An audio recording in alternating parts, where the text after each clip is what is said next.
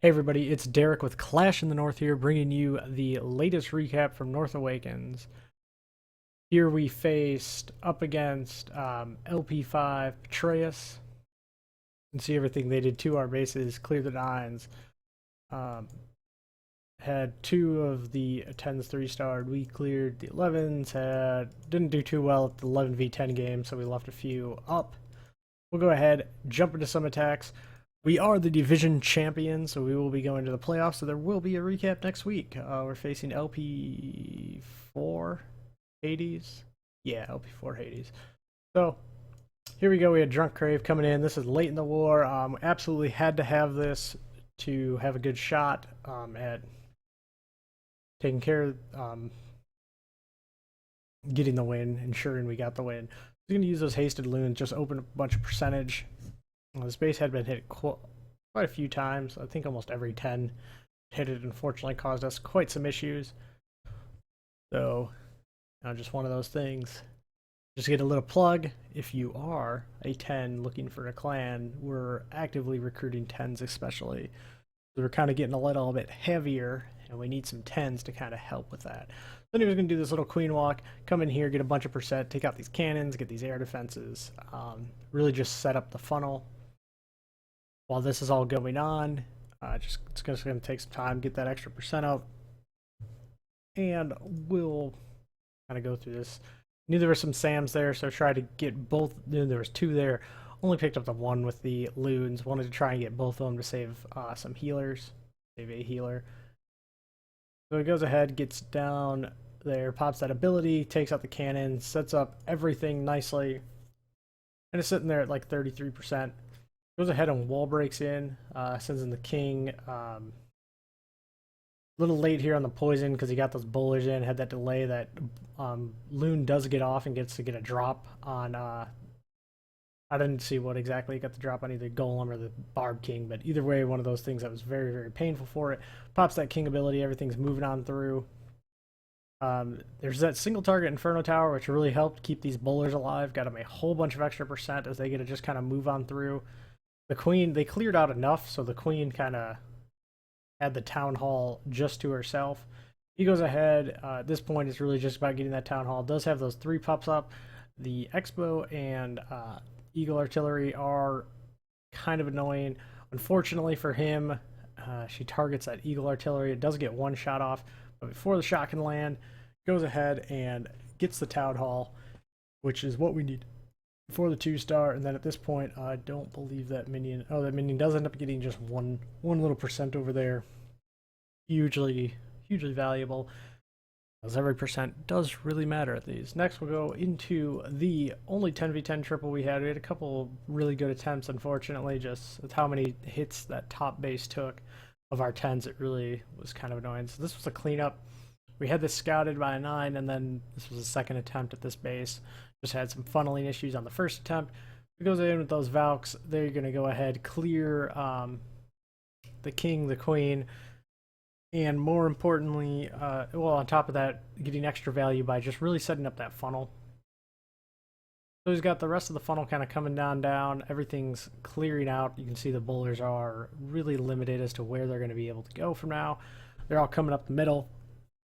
CC bowlers come out, just kind of doing work. Here, they're going to just go right into that core and take out a whole bunch of stuff. Poisons that CC.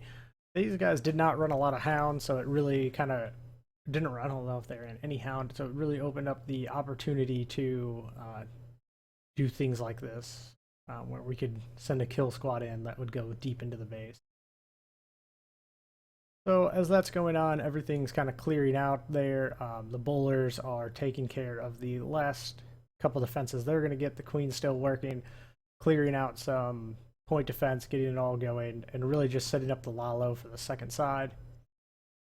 We wanted to get 3 air defenses here, and as this kind of just keeps moving along, clearing out these defenses, just wants to get that last air defense. As soon as that's down, his Lalo can start. Goes ahead and Beak sends in the rest of the loons, just targeting those outside defenses, kind of moving everything in, targets the ones up top to go ahead and break the funnel so things will go towards the Inferno Tower.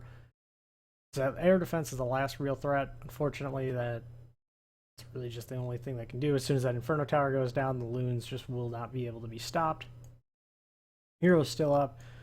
Pup's doing a little bit of cleanup. Got a wizard doing some cleanup, and then just it's really those air skeletons annoying the loons, but a minion gets over there, takes care of the job, gets the 3-star, absolutely huge. Great job, Beak, or the raider formerly known as Becky. Then we'll see some of these top 9s here. We got Lisa coming in on a cleaning up one of my absolute shit shows of a raid, and doing it with a shattered gobo or shattered go hobo. So it comes out with those healers because it's going to pull that CC. As you can see, those 4 healers are easily able to keep the golem up, even with the king, the 2-point defense, the witch. They're really keeping that golem alive for a long time and actually pushing it back up as soon as threats start dying to the poison. So everything's kind of moving on in here, like just setting up this funnel. Already has the CC taken care of.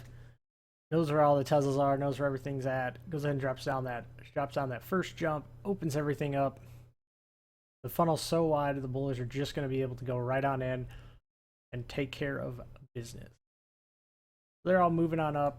Just really going to split these defenses. You can kind of see there's all the heavy air targeting, damage dealing stuff on one side, and the air defenses and cannons on the other. So it made it kind of an easier hog raid down at the bottom. And as things kind of just go down, a lot of the spots where the giant bombs were and a lot of threats that needed a heal were getting taken care of. And she easily picks those apart. Everything's kind of moving on through, just selectively putting those hogs on defenses that are just being distracted or where you can get really good value for very few hogs. As the golems and king get engaged up in this side, go ahead and send in a couple more hogs at the cannon just to take care of that. There's those 3 hogs left, really just has those 3 cannons that are a concern. Goes ahead and heals everything back up. The king does a little bit of tanking for that 1 cannon. And then those last couple hogs go through, start taking out some defenses. The queen comes around, helps kill that last cannon, and really just the end of that one, clears the trash ring. Most of this had kind of been done in that funnel creation. And then they just kind of move through, get everything done, pick up the 3-star. Great job, Lisa. Lisa finishes the year with 100% 3-star rate at Town Hall 9 finishes the season, the regular season, with 100% 3-star rate. Another person who also finishes the season at 100% 3-star rate 9 on 9 is Swaggy Apples. So we'll take a look at one of his raids here. And he does a really cool like queen chargey thing, so I wanted to show that off. Goes ahead and starts setting up this funnel with these wizards, the baby dragon. Really getting everything nice and funneled off because of where he's going to charge this queen. He wants to use his king to go ahead and take care of the defensive queen. Add those extra wall breakers to just get through that archer tower. Goes ahead, pops the king's ability, opens it, and takes her out. Goes ahead and clears that compartment, which is just highly valuable for, once again, where this queen wants to walk to. And then just goes ahead and charges her down this little mini island moat thing. Then he has a jump to really open up everything into the core. So smartly puts down the rage first, so the queen is going to stay up, and then comes out with that poison. If you have to pick one or the other, it's definitely a better move to get that rage, especially when there's not like a witch or a baby drag, where it's really going to make that debuff big. A loon may be another thing, or a P.E.K.K.A. just to slow down the attack speed, but that rage is just going to be more versatile. And it takes a second for the healers to actually get that buff, so it's one of those other good things that if it's down earlier, it does get everything taken care of. So from here, you can see that jump really opens up a lot of this base to him, to wherever this queen decides, kind of to go down to that side. She'll be able to tank these X-bows, which is valuable. She'll be able to get another AD. And then he's coming in with his Hound in the CC and some loons just to target some defenses. Baby dragons are clearing the trash and clearing some defenses as they move on through. Fortunately, the queen beats on a wall because that jump expired. But just kind of moving everything around. He gets that AD, the one that was going to be difficult to get. Pops the Queen ability to get the 3rd AD, which is just really valuable for her, just to have that taken care of. Gets that sweeper, which is another nice value target. Uses some baby dragons to tank, and then comes in with these targeted loons at that Tesla farm and just makes it look silly. The splash damage just easily takes care of it. Loses a couple healers. Queen does get that air defense, which is all that's really needed. Drops in those last little couple baby dragons, and I mean, it's all over. There's so many baby dragons up, clearing so much trash. Gets the 3-star. Finishes the year at 100%. An absolute monster. Great job, Swaggy. Takes care of that. Another really cool, like, Queen charge here is we have Benson.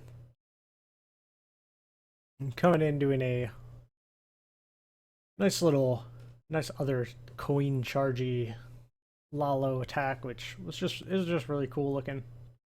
Comes in here, gets everything funneled off, backs up that king with some wizards. You can see that's just like high value. The king does such a good job tanking. The wizards can go in, snipe defenses and buildings over the wall, really help set up that funnel.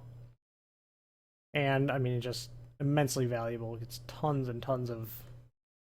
It's 3 defenses taken out with that, so really good value. Wall breakers come in, open up that big box, which is gonna allow his queen to walk right on in there, take care of the queen, take care of the CC, take care of an AD. Now you're starting to talk real amounts of value. The king is taking out the defensive king, which is always just a nice little get. It distracts loons, takes a little bit of time. It prevents that king from beating on the queen while she's coming in this charge. Gets that first AD down. Now really kind of just most of this stuff has been cleared. Teslas start popping, which is just high value in this queen walk, just to get anything more you can get.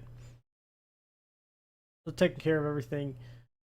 As the queen starts walking up into range, goes ahead and drops that jump spell to allow her to continue through this base. So she'll go ahead, take down the gold storage, take the jump, and start moving on. Here comes the Lalo, just targeting all these outside defenses. Has the 2 hounds. Has that max hound in the CC, but see, it's kind of overkill. Goes ahead and uses it to distract some defenses. Still has that queen ability. I mean, just absolutely overkill. Loses his first hound now. The other hound is still at quite a bit of health, and the loons are already caving in on it. It dies at just the perfect time. Has that 3rd hound finally coming over, and I mean, it's still up. Pops that queen ability just to clear up the trash, and that's all that's left at this point. I mean, this base went down so quickly when it started happening. Just absolutely destroyed it. Great job, Benson. Yeah, we did. You're going to see some, if you follow me on Twitter, it's Derek in the North. We're going to see some, I'm going to be posting some stats and highlights from this season, kind of like what we did, what we're looking for. So if you're looking for a clan or kind of curious as to how we performed this season, you'll get some detailed stats on some things. So until next week, guys, when I bring you the first week of the playoffs, we're facing LP4 Hades. We'll get a recap from that. But until then, guys, stay frosty.